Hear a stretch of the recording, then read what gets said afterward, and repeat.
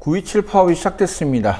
박근혜 정부는 노조들의 합법 파업에 대해서 불법으로 맞서겠습니다. 오늘은 철도 노조 김정환 정책시장과 함께 이 파업에 대해서 이야기를 나눠보도록 하겠습니다. 안녕하십니까? 안녕하십니까? 예, 우선 간단하게 이제 소개 좀 부탁드리겠습니다. 예, 저는 전국 철도 노동조합 정책기획실장 김정환입니다. 지금 이제 파업이 이제 9월 27일 날 이제 시작되면서 이제 많이 바쁘신데 시간을 내주셔서 고맙습니다. 예, 감사합니다. 불러주셔서. 많이 바쁘시죠? 힘드시고. 좀 바쁩니다. 워낙 국민들의 이목이 집중돼 있어서. 예. 그래서 원래 이제 그 철도 노조, 그러니까 한마디로 뭐 저희가 이제 흔히 이제 KTX 뭐 이런 철도를 이용하는 이용객들이 꽤 많죠. 예, 많습니다. 한 어느 정도 이용객이 되나요? 이게 뭐 운송수단 이런 거 보면은. 제가 구체적인 수치는 안 가지고 있습니다만 특히 이제 KTX가 운행되면서 전국이 반나절 생활권으로 이렇게 접어들었고 그러면서 또 아무래도 이용에 편리하니까 많은 국민들이 이용을 하시는 것 같습니다. 제가 이제 왜 이 질문을 드렸냐면은 지금 이제 그 철도 노조가 2010년에 파업할 때마다 맨날 하는 얘기가 시민들의 볼모로 뭐 경제가 마비됐다 뭐 이런 얘기를 계속해요. 근데 실제적으로 지금 그 파업 상황이지만은 철도가 계속 운행은 되고 있지 않습니까? 근데 일부 노조원들은 이제 파업 현장에 안 있고 지금 이제 그 뭐 현장에 있다고 그러는데 이건 무슨 내용인가요? 예, 우리나라 관련 노조법이 과거에는 이 노동자들이 특히 공공기관의 노동자들이 파업을 하면은 그 일제 시대의 산물인 직권중재 제도라는 게 있었습니다. 그래서 파업에 돌입하는 순간부터 불법 파업이 되었는데 2008년도 노동법을 개정하면서 파업권은 인정을 하되 일정 부분 직권중재는 없애되 필수유지 업무라는 제도를 도입을 했습니다. 이 필수유지 업무는 특히 국민의 공익적 생활과 관련이 있다든지 생명과 관련이 있는 중요한 사업장은 파업을 하더라도 헌법에 보장된 쟁의권을 행사하더라도 일정한 부분은 노동위원회에서 그것을 이제 조정을 하는데요. 그것에 의해서 필수유지 인력이 현장에 남아서 근무를 하게 되어 있습니다. 그래서 저희도 철도노동조합원이 약 18,000여 명이 있는데 그 중에서 8,000명 정도가 필수유지 인력으로 현장에 남아서 근무를 하고 있습니다. 그러니까 어떤 분들은 그런 얘기 하나요? 이 파업했으면 좀 더 불편을 좀 해야지. 정부가 정신 차리고 이제 뭐 신경을 써줄 텐데 이거 현상대로 유지를 하니까는 이게 정부가 가만히 있는 거 아니냐. 그러니까 사실 이제 저도 이제 KTX를 그러니까 9.27 파업 날 탔거든요. 그런데 뭐 정시 운행되고 딱 맞더라고요. 근데 그 제가 KTX 예매를 부산 가려고 예매를 하려는데 그 전에 공지사항에 파업장이 딱 뜨더라고요. 불법 파업. 근데 이게 좀 불법 파업이 이제 뭐 나중 보니까는 그 문구가 빠지고 이제 나왔고 9월 27일 날 당일에 계속 부산까지 가는 KTX 안에서 안내방송에 뭐 불법 파업을 뭐 불편을 더 죄송하다고 막 자꾸 얘기 나오는데 지금 이제 그러니까 철도공사 쪽에서 계속 지금 불법 파업이라고 얘기를 하고 있는데 깽하면서 이제 다 뺐죠, 이거. 그 공식적으로 전 국민이 보는 가령 코레일 톡이라든지 앱이죠. 기차 예매 사이트 이런데 이제 파업창으로 공지를 했었죠. 철도 파업이 불법 파업이다. 이런 근거 없는 비방을 했는데 그래서 저희 노동조합이 공식적으로 항의를 했습니다. 그 불법 파업이라는 주장을 처리하지 않으면은 법적 조치를 취하겠다. 그러니까 표현에서는 불법이라는 표현을 없앴어도 그 이후에 현재까지도 공사 사장의 언행이나 또 서신 등을 보면은 여전히 불법 파업이라고 이 얘기는 하고 있습니다. 사실 이 명예훼손 비방죄에 해당되는 게 아닌가요? 왜냐면은 법적으로 이거는 분명히 아까 얘기했던 보장된 파업인데 이 파업을 자꾸 불법이라고 얘기하면은 나는 도둑질을 하지 않았는데 자꾸 나를 도둑놈이라고 모는 행위나 똑같은 거지 않습니까? 그렇습니다. 방금 말씀 잘하셨는데 오히려 불법을 저지른 당사자는 정부입니다. 이번에 불법 지침으로 정부가 지침을 남발하고 그것을 시달하면서 각 공기업에서는 정부의 지침에 따라서 일방적으로 성과연봉제를 도입을 하고 있는데 저희가 볼 때는 오히려 도둑이 몽둥이를 두는 격이다. 적반하장도 유분수지 오히려 노동자들은 적법하게 헌법에 보장된 권리와 그리고 노조법에 보장된 절차와 목적에 따라서 파업을 진행하고 있습니다. 그래서 이러한 것들이 비단 국민들한테 우리 철도 노동자들의 명예를 심각하게 훼손시키고 있고 그리고 좋지 않은 감정을 심어주기 때문에 우리는 강하게 어필을 했었고 당장의 불법 파업이라는 그런 잘못된 신호를 중단하라. 예, 뺐죠. 뒤에 이제 저희 이미지는 나는데 잠깐 파업. 그러니까 예전 이제 80년대 그 당시만 해도 어떤 노동 파업은 정말 전쟁과 같았죠. 왜냐면 아까 얘기했듯이 뭐 그 파업 그 당시의 파업은 무조건 불법이었으니까. 그렇기 때문에 뭐 행진을 하고 시위를 하고 거칠었지만 이번에 9.27 파업 이후에 뭐 경찰이랑 어떤 물리적 충돌은 거의 없었다고 보는데 없었죠?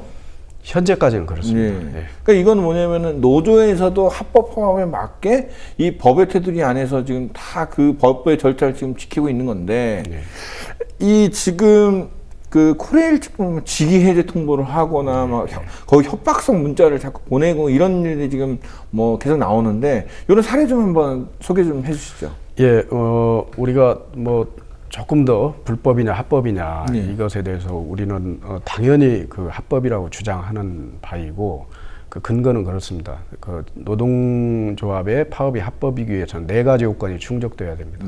목적이 정당해야 되고 그리고 지금 이번에 불법 합법 시비가 붙은 부분이 주요 쟁점이 목적의 정당성에서 정부는 자꾸 허구적인 논리로 인해서 이게 권리 분쟁 사항이다 뭐 이런 걸로 법의 판단을 받아야지 왜 노동조합이 이걸 가지고 파업을 하느냐 이렇게 주장을 하는데 우리는 임금 체계에 관한 사항이기 때문에 당연히 단협사항이고 노동조합의 합의를 거쳐서 변경을 해야 되는 사항이라서 목적의 정당성을 확보하고 있고 또 여기 잠깐 권리 분쟁 그러니까 뭐 한마디로 얘기하면은 정부 측에서는 이게 너네들의 어떤 뭐 권리를 중정한 거지 뭐 임금이랑은 전 상관없는데 사실 성과 연봉제 자체가 임금에 굉장히 중요한 영향을 끼치는 그 제도 아닌가요? 한 예를 들면은 가령 정부 주장의 권리 분쟁이라는 얘기가 있지 않습니까? 이 권리 분쟁이라는 것은 이렇습니다. 우리가 가장 쉬운 예를 들자면은 내가 어느 기업체에 취업을 해서 9월 달에 노동을 제공했어요. 노동을 제공했는데 일을 했는데 사업주가 임금을 체불한 거예요. 그러면은 이 노동이라는 것은 내가 적정한 보상을 받아야죠. 이제 월급을 받아야 권리가 있는 건데 그 임금 체불이 일어나면은 임금 체불한 것을 나한테 정당한 임금을 지급하라고 고소고발을 하는 거죠, 사업주를. 그러니까 소송을 하는 소송이나 마찬가지다. 그래서 기이 확보된 권리가 지켜지지 않았을 때 소송을 통해서 자기의 권리를 찾는 것이 권리 분쟁이고, 근데 지금 이번에 성과연봉제 같은 이러한 새로운 임금 체계를 도입한다든지 임금의 수준을 결정한다든지 또 지급 방법의 다른 지급 방법을 결정하는 거잖아요. 그렇죠. 그전에는 이제 호봉제라서 연공서열제로 이러한 임금 체계에서 성과에 따라서 다른 연봉을 지급을 하겠다는 건데 차등연금을 당연히 이것은 노동조합과 동의를 하게 되어 있고 또 판례에도 분리 변경이기 때문에 이러한 것들은 노동조합의 동의를 거쳐서 합의를 거쳐서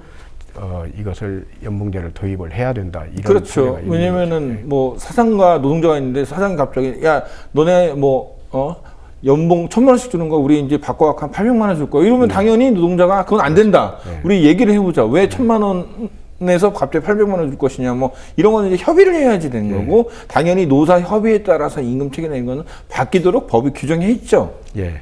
협의 수준이 아니고 사실 뭐 이번에 여당 대표가 단식 사상 초유의 단식 그렇죠. 또 하고 이랬는데 그 단식을 한 이유가 그렇거든요. 국회의장이 국회법에 적시된 협의를 하지 않고 일방적으로 의사진행을 했다.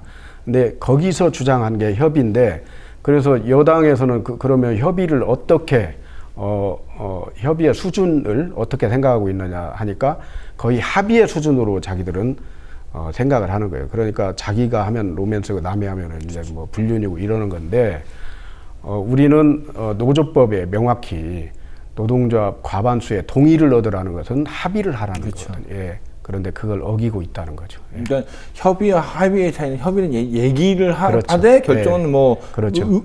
의장이 알아서 할 수 있는 예. 문제지만은 이 노사기 측의 합의는 뭐냐면 서로가 그러니까 승낙하지 한마디로 도장을 찍어야 되는 거죠. 그렇죠. 그러니까 예. 뭐 우리가 도장을 찍지 않으면 이거는 무효가 되거나 그렇죠. 아니면 이루어지면 안 되는 거죠. 네, 맞습니다. 그래서 오늘도 언론에 지금 보도가 되고 있는데요. 국감장에서 이제 발표가 된 건데 한국가스공사 네. 경영진이 김현장이라는 우리나라 최대 로펌의 그 자문을 받은 거죠. 성과연봉제를 정부 지침에 의해서 우리가 이렇게 도입하려고 하는데 이것의 적법성 여부를 좀 판가름해달라, 예측을 해달라 하니까 김현장이 제가 방금 말씀드린 것처럼 통념상 상식적으로 불법일 가능성이 있다, 상대적으로 높아 보인다, 이런 그 답변을 제시를 하고 있거든요. 김현장이 우리나라 이제 보수나 예. 재벌 뭐 한마디로 친일기업, 전범기업까지 그렇죠. 예. 그 법의 자문을 구해서 그 사람들은 항상 승소율이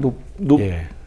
그런 법의 테두리 안에서 정말 많은 것을 누렸던 사람들이 이거 불법이 될 가능성이 많다는 거는 고로 성과연봉제를 가지고 법원에 간다면은 거의 이 정부나 이쪽 사측들이 거의 필패할 가능성이 높다는, 그러니까 한마디 그쪽이 다 불법이란 얘기죠. 그렇게 보여지는데 그럼에도 불구하고 지금 정부는 특히 우리 철도노동조합의 권리 분쟁, 즉 법원에서 이것의 효력력 여부를 다투어라, 이 주장을 하는데 저희가 우려하는 것은 그게 있습니다. 진주의료원의 경우가 있습니다. 진주의료원도 결국에는 홍준표 지사가 일방적으로 폐쇄를 했고 그래서 법적으로 소송을 걸었죠. 그런데 그 폐쇄가 부당하다는 이 판결이 났습니다. 그럼에도 불구하고 그 판결을 하면서도 다만 진주의료원을 다시 되살려서 실질적으로 운영할 실효성이 없다. 그렇죠. 이미 실체가 없는 거다. 뭐 표현된 상태에서 다시 이걸 하려면 또 엄청난 돈과 인력과 그렇죠. 시간이 투자하기 때문에.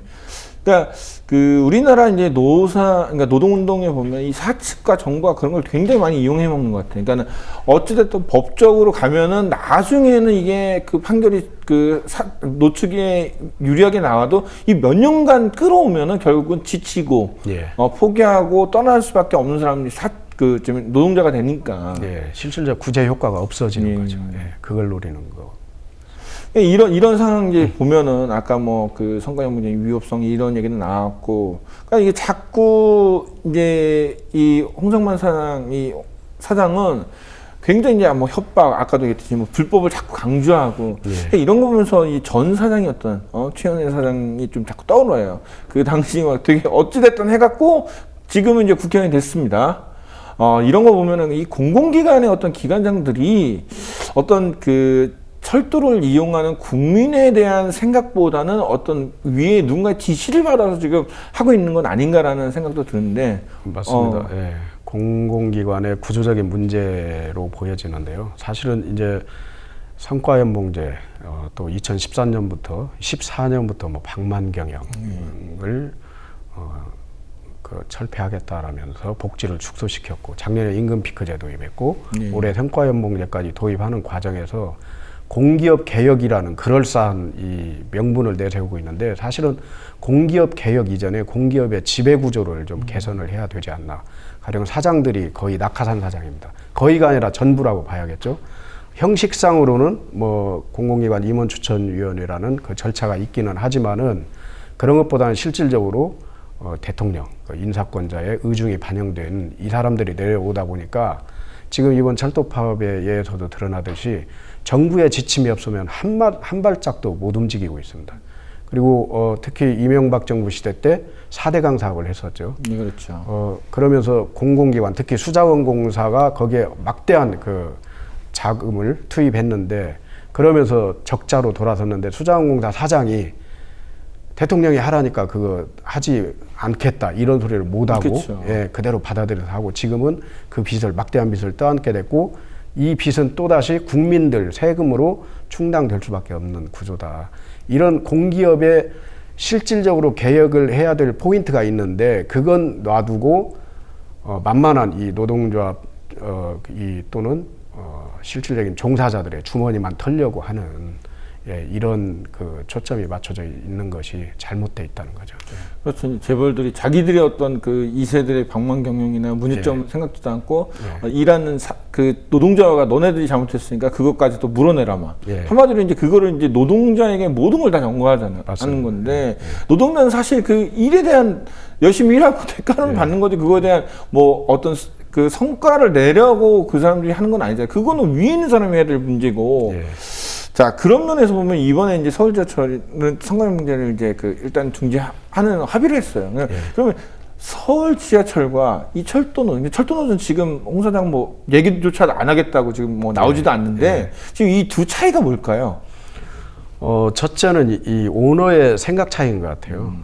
얼마나 상식적으로 그리고 법상식에도 기인하고 또 국민들 일반 정서와도 맞닿아 있는 생각을 가지고 있느냐. 서울시장 같은 경우에가 파업에 돌입하기 전부터 페이스북이나 자기 SNS를 통해서 그런 글을 올렸던 것이 제가 기억이 나는데 그렇죠. 이 성과연봉제 도입은 노동조합과 합의를 해야 되는 사항이라고 여겨진다. 그래서 서울시는 그렇게 적극 노력을 하겠다 이런 입장을 가졌었고 결국에는 그런 시장의 입장이 그대로 노사 합의에 반영이 된 합의서를 작성이 된 거죠. 근데 말씀하셨다시피 지금 철도공사 사장은 우리는 이제 노동조합은 진짜 절박한 마음으로 사회적 중재라도 원하는 거죠. 이것 관련해서. 그래서 국회도 쫓아다니고 있고 그러는데 국회에서 타협기구를 설치를 해서 논의를 하게 하더라도 자기는 참여하지 않겠다.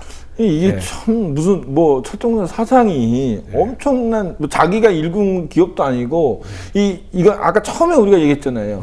그 철도노조 같은 거는 이 직권 중재처럼 예전에는 파업을 아예 못하게 한 거는 이건 굉장히 어떤 공공성이 강한 거기 때문에 그러면 공공성이 강한 그 철도가 좀 파업이 돼 있으면은 뭐 철도공사 사장, 국회의원, 뭐 정부 측, 그다음에 노동자 층 이게 모여갖고 얘기를 들어보고 거기서 우리가 이제 뭐 서로 이제 그 대화를 통해서 합의를 이끌어내야 하는데 이걸 아예 그 참석을 하지 않겠다는 거는 나는 그 우리 위에 가깝게서 하라면 하고 말면 말겠다. 이거 외에는 뭐 안 받아들이겠다는 거죠. 예, 정확히 보셨다고 저희 보고 있고요. 과거에도 그랬습니다. 그 철도 아까도 말씀드렸다시피 계속 낙하산성인 물론 이제 철도 전문가라고 본인들은 자임을 하지만은 물론 이분도 경력을 보면은 뭐 국토부 철도국장 출신의 또 철도기술연구원장도 했고 이 철도 관련 업무를 많이 하기는 했는데 결국에는 최종적인 경영적 판단을 어떤 마음을 가지고 하느냐 그리고 실질적으로 자기가 철도의 주인으로서의 사명감이 있느냐 없느냐 이 차이라고 보여지거든요. 그래서 이런 국민적 참 불행한 사태거든요. 노동조합이 그 자기 무노동을 감수하면서까지 직장을 뛰쳐나와서 이 자기들의 지금 처한 처지를 호소한다는 것은 대단히 이게 비정상적인 상황이고 빨리 수습되어야 되는 상황인데 오히려 이런 상황들을 즐기는 것이 아닌가. 자기가 스타되는 그래서 이 정권의 특징인 불통, 불통의 화신처럼 자기가 마치 그 어느 사람의 눈에 잘 보이기 위한 이런 것에 지나지 않는다고 저희는 그렇게 보고 있습니다. 이 전직 사장처럼 좀 억누르고 해갖고 어떻게든 그렇죠. 와해시키면은 다음번에 뭐 홍서 때 이제 금배지 달 수 있고 그럼 뭐 보수 언론들이 키워주고 야 노동조합의 뭐 부당한 요구에 굴복하지 않았다, 원칙을 지켰다, 뭐 이렇게 좀 축혀 세우는 거죠. 네, 사실 이게 이 철도 노조의 어떤 파업이 갖고 있는 거는 일단은 착한 파업. 그다음에 국민의 생명과 재산, 이동권을 보장하겠다는 차원에서 지금 파업을 하신다고 자꾸 이제 얘기를 하셨는데 왜 철도노조가 국민의 생명을 대신 지키고 있는 건지 그거를 좀 설명을 좀 해주세요. 공기업의 특징인 거죠. 공기업이 일반 사기업과 다른 점은 또 그 공기업에 종사하는 공공기관의 노동자들이 타 노동자들과 다른 점은 바로 공적 기구로서의 자기가 사명감이 있는 거예요. 사명감이 있어서 특히 철도 같은 경우에는 대량 수송 또 이런 국가의 그 기관망이기도 하지만은 사실 그 철도는 안전이 가장 중요한 그렇죠. 철도 사고가 한 번 하면 엄청난 대규모 가치인데 사고가 나는데 이러한 안전한 국민들의 이동권을 보장을 잘 시켜주기 위해서 우리는 이번 불가피하게 파업을 할 수밖에 없다. 가령 성과연봉제 하는데 사실은 그 핵심은 성과연봉제라는 임금 체계보다는 성과주의에 문제가 있다고 저희는 보여집니다. 가령 성과주의라는 것이 무엇입니까? 성과가 나지 않는 곳은 도태가 됩니다. 가령 기업이 성과를 내기 위해서는 비용을 절감한다든지, 그러면 철도를 한 예를 들면은 적자 노선이 있어요. 근데 그렇죠. 국민의 이동권을 보장해주기 위해서 적자를 보면서까지도 기차를 운행하는데, 성과주의가 철도에 도입되면은 불가피하게 이윤을 내야 하기 때문에 이 적자 노선을 폐지할 수밖에 없고, 그리고 지금 한국에 있는 제도지만 65세 이상의 노인들에 대한 무임, 지하철 무임, 그 무임도 노인들의 그 편리한 이동권을 보장하기 위해서 무임 정책을 펴고 있지만은, 이게 그 적자액이 그에 따른 비용이 엄청나거든요. 이게 이제 만약에 성과주의가 도입이 되면은 그 노인 무임도 사라지고 각종 할인도 좀 사라지고 그럴 유기가 있고, 무엇보다 가장 큰 문제는 철도 안전이 위협을 받는다는 거죠. 나사 하나라도 잘못 풀리면은 대형 사고로 이어지는데, 특히 광명역 터널에서 일어났던 사고는 나사 하나가 좀 헐거워져서 일어났던 사고였거든요. 근데 그런 것들이 무리하게 이제 성과주의가 도입되다 보면은 뭐 비용을 절감하는 차원에서 아무래도 매일 점검을 해야 되는 것도 사람도 없고 돈도 없고 하니까 점검 주기를 늘리고, 그러다 보면은 어딘가 고장이 나 있고, 그 상태로 운행하면 대형 사고가 이어지고, 그리고 인력도 아무래도 인건비도 절감을 해야 되겠죠. 절감을 해야 되다 보면은 중요한 업무까지도 외주 위탁을 주는 거죠. 그러면서 불행한 사건이 구의역 사고 같은 그렇죠. 그런 대단히 중요한 업무, 그다음에 안전 업무임에도 불구하고 비용 때문에 이렇게 하지 못한 그런 안전 조치들이 있을 수가 있다. 그래서 저희가 착한 파업 하는 것은 자기적이 아니라 실질적으로 성과주의가 불러오는 폐해를 막기 위한 그런 파업을 우리 노동자들이 무노동 무임금을 감수하면서 하고 있다. 예, 그렇게. 지금 국민들은 세월호 참사 이후 이제 생각하는 게 좀 느려도 불편해도 안전이 우선이다, 이런 생각을 계속 하고 있거든요. 그래서 구의역 사고 이후에서도 이제 시민들이 원하는 건, 야, 좀 천천히 가도 이제는 정시 운행 이런 거 빨리 안 해도 좋으니까 사람 좀 살리고 안전하게 가자. 지금 계속 이런 방향으로 가고 있는데, 그렇다면 정부도 좀 이런 식으로 바뀌어갖고, 우리가 조금 손해 보더라도 국민의 안전, 국민이 정말 몇백만 명이 운영을 하고, 그러니까 이동을 하고 있는 KTX를 좀 안전하게 위해서 좀 우리가 시간도 좀 늘리고 이렇게 하겠다, 이렇게 바뀌어야 되는데 더 거꾸로 가는 것 같은데. 어찌됐건 현대 사회의 이제 방향성이고 특징인 건데, 아무래도 편리함을 추구하고 또 속도가 빠른 것을 추구하고, 속도가 빨라지는 것에 대해서는 그런 것들을 선호하는 국민들도 계실 거고, 그런데 빨라지는 것까지는 좋은데 너무 빨라지기 위해서 안전이 그렇죠. 포기가 되면 안 되는 거죠. 근데 이게 말씀드렸지만은 무리하게 저희가 자꾸 연결을 시키는 것이 아니라, 성과주의가 도입되면은 그렇게 흘러갈 수밖에 없다. 아무래도 안전은 뒷전이고 그것보다는 수익이 우선이기 때문에 여러 폐단이 나타날 수밖에 없다. 예. 그런데 이제 언론에서는 이런 노조가 왜 파업을 하는지, 정말 성과주의보다는 정말 국민의 안전을 위해서 지금 파업을 하고, 이 어떤 노동 움직임을 정말 최후의 보루처럼 생각해서 이제 파업을 하는데, 이걸 자꾸 언론 왜곡하는 경우가 굉장히 많아 있어요. 그렇죠. 그런 사례를 좀 몇 가지 한번 소개 좀 해주세요. 제가 조선일보 기사도 보니까 결국에는 투톱만 남았다. 철도노조, 또 현대자동차. 근데 연봉 1억짜리 규정노동조합이다. 가령 현대자동차. 그리고 정치 파업을 하고 있다. 자기들의 어떤 목적을 위해서, 또는 철도노조 위원장이 어떤 자기의 정치적 목적을 자기 과실을 위해서 파업을 하고 있다, 이렇게 왜곡하고 있고, 이 사태의 본질을 바로 보려 하지 않고 가령 국가 물류 대란 위기에 처해 있다. 이건 대단히 이제 침소붕대도 하면서 이런 노동자들의 파업을 불법시하고 뭔가 부정적 인상을 계속 국민들한테 심어주기 위해서 부단히 노력을 하는 것 같습니다. 그래서 저희가 과거에도 언론중재위에도 제소도 하고 가령 이런 예가 있었어요. 2013년 파업에 파업을 할 때 쌍용역이라는 역이 있습니다. 근데 거기에 뭐 한 15명 정도가 근무를 한다고 그 보도를 했어요.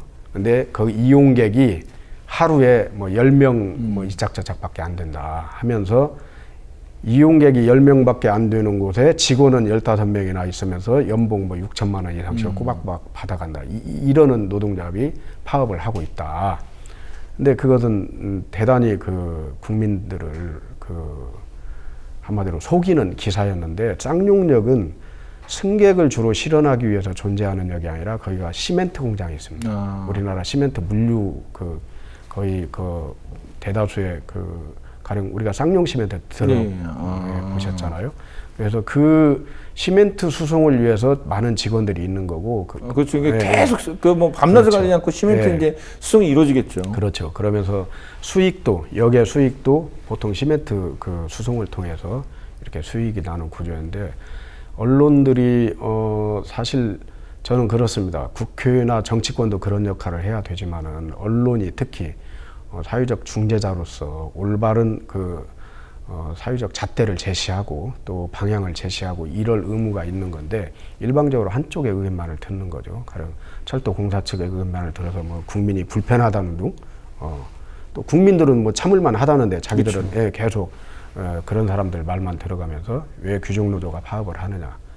근데 사실 언론은 그런 역할을 하라고 주어지는 것이 아니고 실제로 중재가 필요하면 중재를 그렇죠. 적극적으로 좀 해야 되고 그리고 구조적으로 왜 노동자들이 파업을 할 수밖에 없는 이유가 어디에 있는지를 언론이 좀 살펴야 된다고 보여지거든요. 그러면서 그에 대한 대안을 좀 제시하고 가령 성과연봉제가 언론 노동자들도 노동자들이거든요. 자기들도. 그렇죠. 예, 기자를 떠나서 노동자들인데 이게 공기업에 도입되지만 나중에 설령 뭐 다른 걸 다 떠나서 자기 자신한테도 언젠가는 적용되는 건데 이렇게 임금 노동자들을 노예처럼 자기 앞에 줄 세우기를 할 수밖에 없는 거고 이런 것들 또 성과주의가 가진 그 여러 가지 폐해나 어떻게 하면은 이런 것보다는 그 공공기관의 개혁점을 방향을 잘 잡아서 어떤 식으로 이것을 돌파 또 해결해 나가야 될지 그런 뭐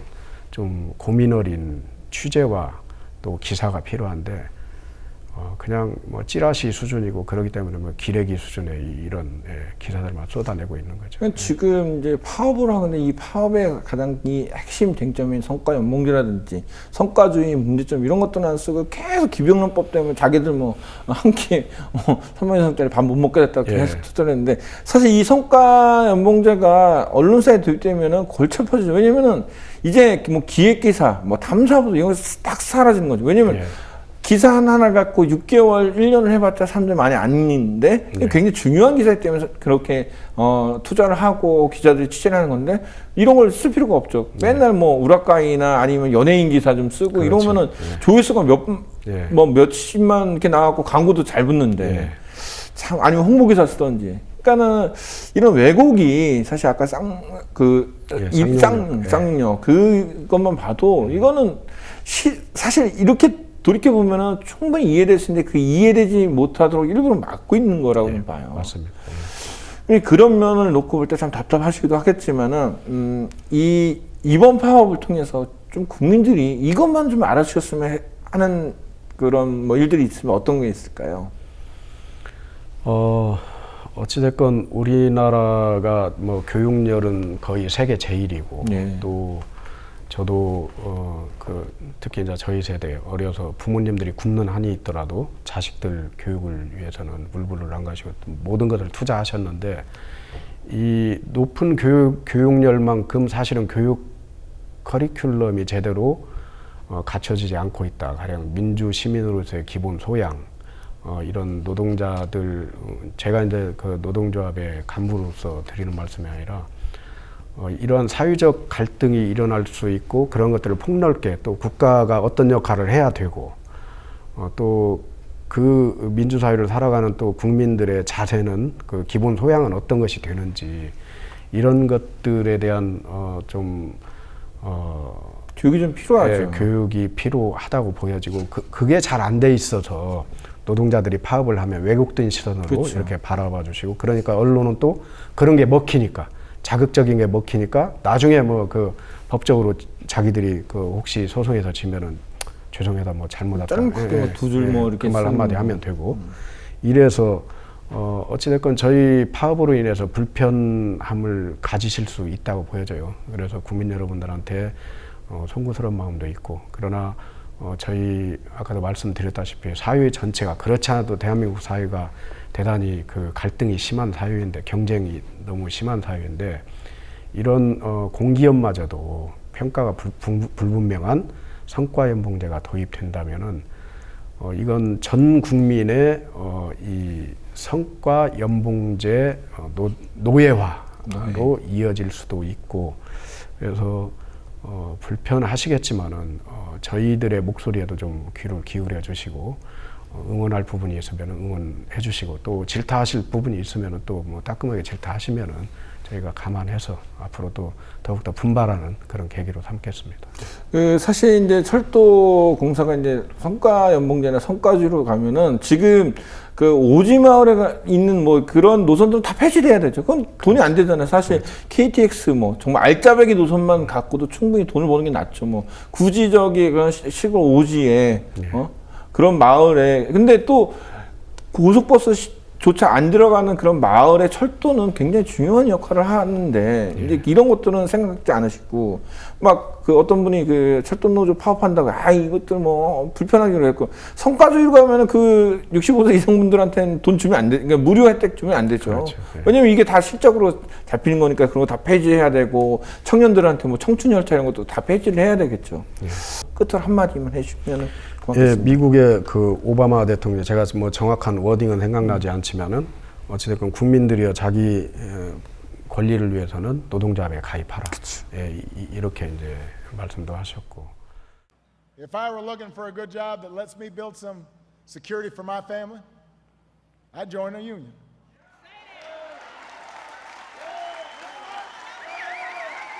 If I were busting my butt in the service industry and wanted an honest day's pay for an honest day's work, I'd join a union.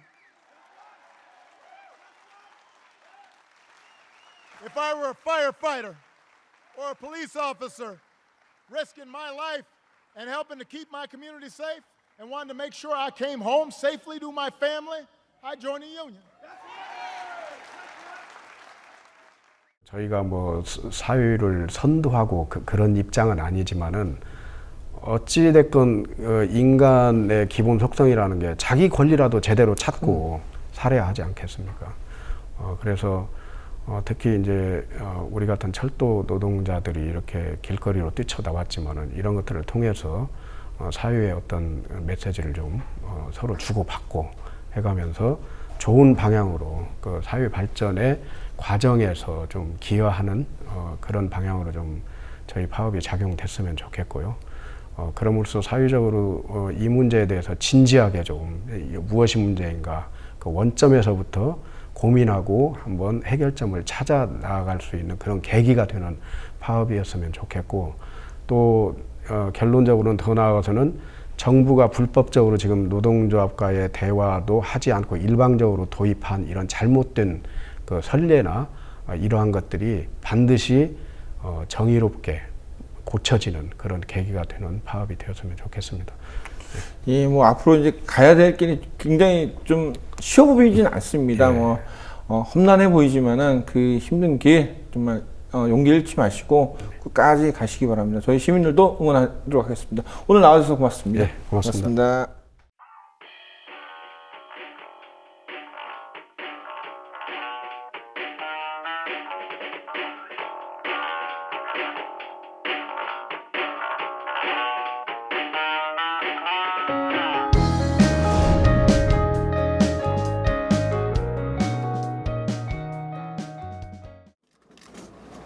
자, 길 열어줄 것 같은데요. 들어가야 되겠습니다. 들어가시죠. 네, 타고 준비.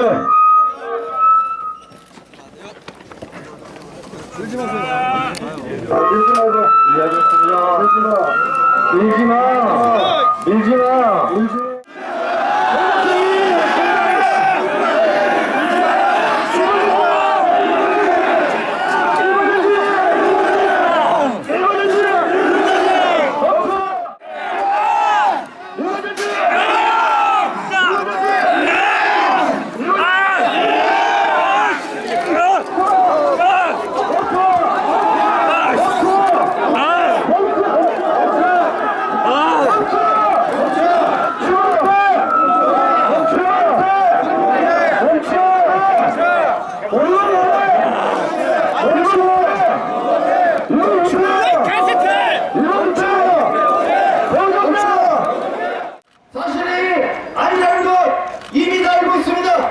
그러나 그것을 물리 원활하게 흐를 수 있도록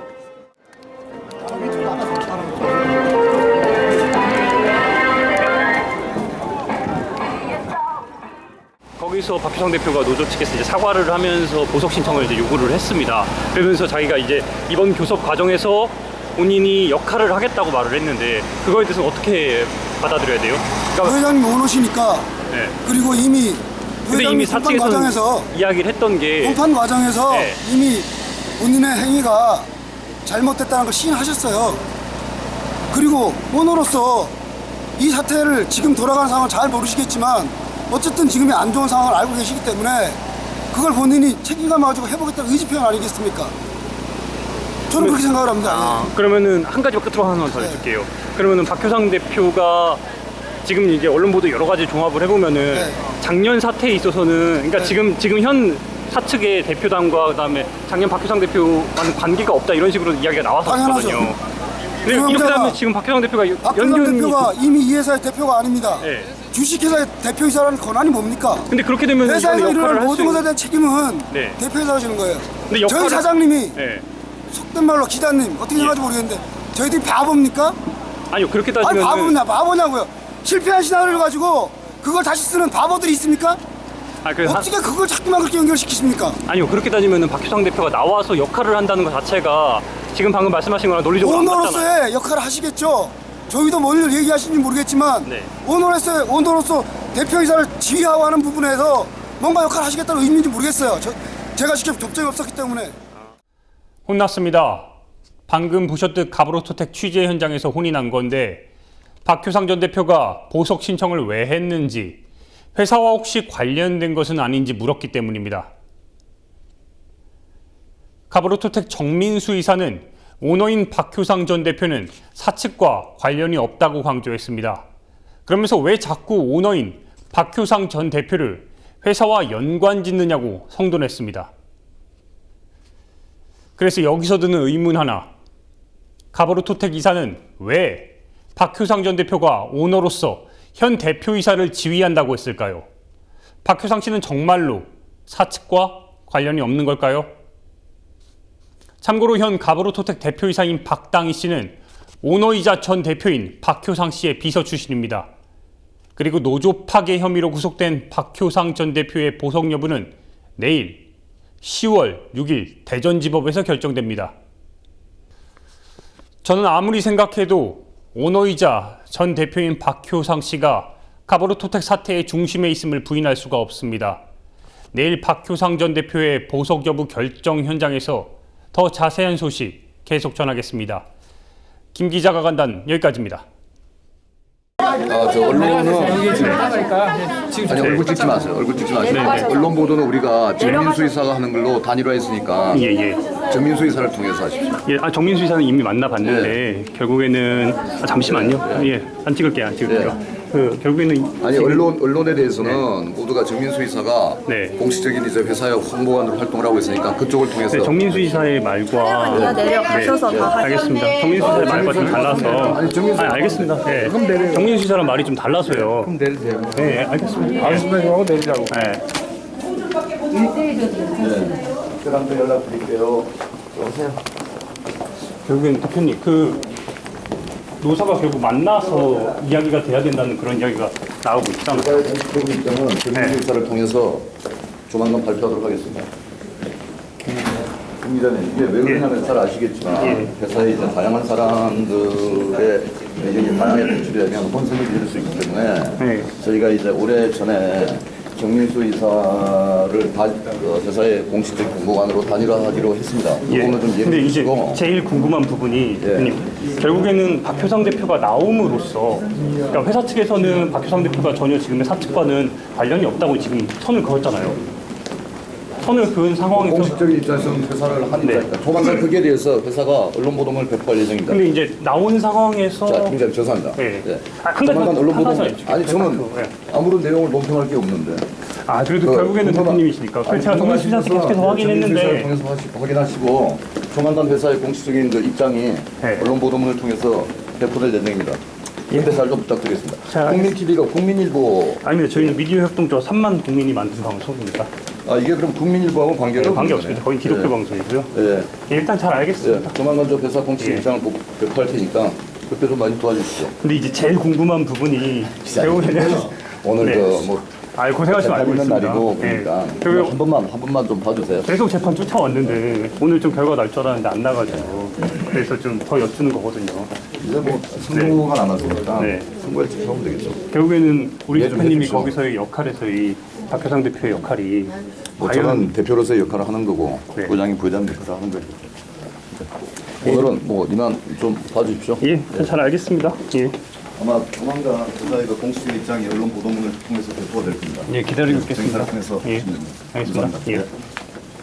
박효상 전 대표가 나오지 말아야 되는 가장 근본적인 이유는 뭘까요? 지금 저쪽에서 얘기하는 거는 사측과는 관계 없다고 하지만 결국엔 나와서 역할론을 강조하고 있는데. 이게 상반되는 이야기잖아요. 뭐 이렇게 모든 일선에서 물러났다라고 이야기하고 그런 부분들을 이야기하면서 결국 가브로토텍 사건의 해결은 자기밖에 할 수 없다라는 걸 이야기하고 있는 거지 않습니까?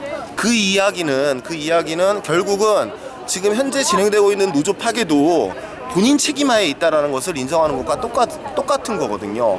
일례로 그룹 대표이사라고 하는 자가 법원이 교섭 장소와 교섭 시간을 정해서 여기에는 참석해야 된다라고 결정을 했음에도 불구하고 언론화가 되고 공개적으로 교섭에 참여하지 않겠다라고 이야기를 했다라는 거죠.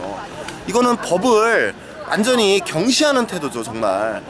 이 법보다 자본이 위에 있다라고 믿지 않고는 이런 일을 벌일 수가 없는 거죠. 그런 부분들인 거고요.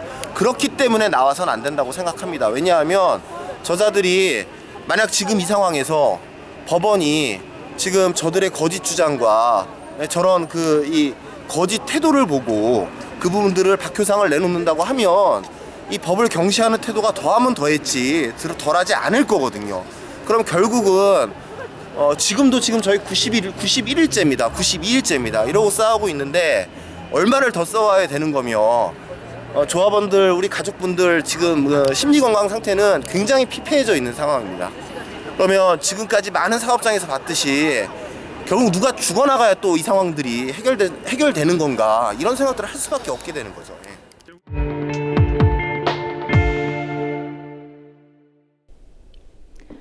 성숙해져 버린 몸과 귀 그리고 사상과 이념 어느 누가 이토록 우리를 성장시켰을까? 20의 남짓의 짧은 생을 살다 간 여성이 일기장에 남긴 한 대목입니다. 김경숙, 그녀는 YH 무역의 노동자였습니다. 서울 중랑구 면목동에 위치했던 YH 무역은 당시 박정희 정권의 선성장 후분배 정책의 수혜를 받아 성장한 국내 최대의 가발업체였습니다. 하지만 그녀와 같은 노동자들이 받는 처우는 형편없이 열악했습니다. 그러나 이 자리마저도 지켜줄 수는 없었던 걸까요? 근현대사를 집중적으로 다루게 될 그날들. 이번에는 유신 정권 붕괴의 단초가 됐던 YH 무역 여성 노동자 사건에 주목했습니다. 1979년 8월 6일 YH 무역은 일방적으로 폐업을 공고합니다. 이미 지난 3월 노동자들의 반발로 폐업을 중단한 바 있었던 회사는 당시 했던 약속을 일방적으로 깨고 또다시 폐업을 강행합니다. 하지만 당시 폐업은 경영진의 횡령과 비리를 감추기 위한 것이었습니다. 이에 반발한 노동자들은 폐업 철회를 요구하는 농성을 시작합니다. 사흘 뒤인 9일, 여성 노동자 187명은 당시 야당인 신민당의 당사로 농성장을 옮깁니다. 당시 김영삼 신민당 총재가 당사를 개방하고 여성 노동자들을 안심시키고 격려하고 있는 모습입니다. 정상화가 아니면 죽음이다라는 머리띠를 두른 당시 여성 노동자들의 모습입니다. 우리에게 나가라면 어디로 나가란 말이냐? 배고파 못 살겠다. 먹을 것을 달라. 일자리를 지키고 생계를 이어가기 위한 그녀들의 절박한 외침이었습니다.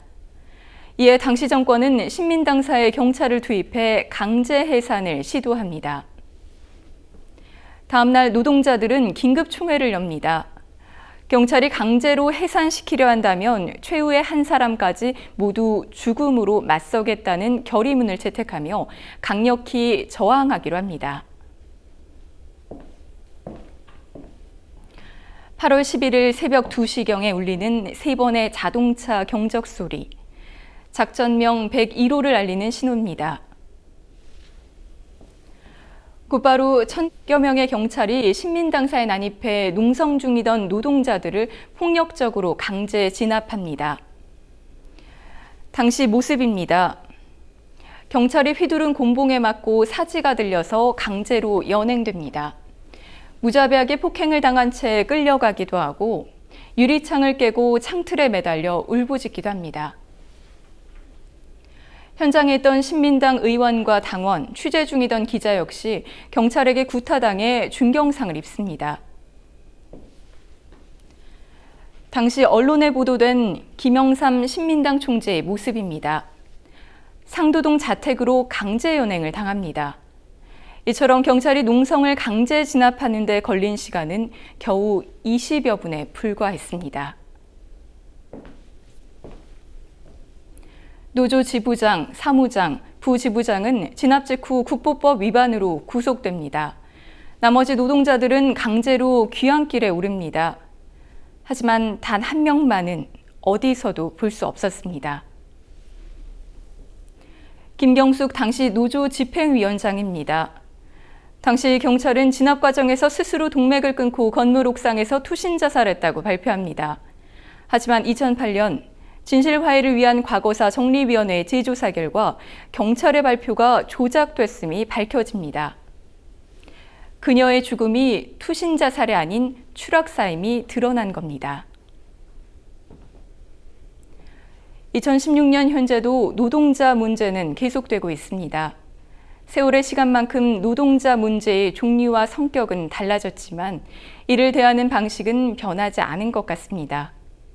해결의 주체인 정부와 기업은 외면하고 서로를 바라보는 노동자의 시선은 차갑습니다.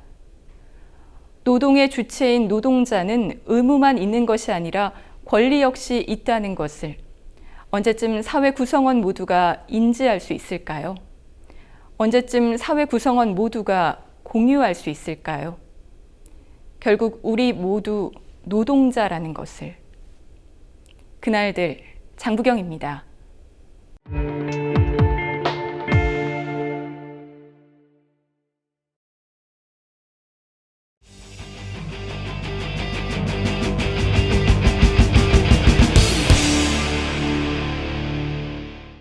철도, 병원, 지하철은 국민의 행복과 안전을 우선시해야 하는 공공기관입니다. 정부는 이 공공기관의 안전을 위협하는 지침을 내리고 합법 파업을 불법으로 막고 있습니다. 코레일은 자격도 없는 사무영업 경력직에게 열차 안전을 맡기려고 합니다. 성과 연봉제가 국민의 목숨을 저버릴 만큼 중요한 사안일까요? 성과 연봉제가 실시되면 의료비 폭등, 민영화, 수익을 내기 위한 성과만이 우선시 될 것입니다. 국민의 행복과 안전을 보호해야 할 정부가 오히려 국민의 생명을 위협하고 있습니다. 노조의 파업은 박근혜 대통령을 대신해 국민을 지키려는 행동입니다. 그들의 노력이 꼭 결실을 맺기를 바랍니다.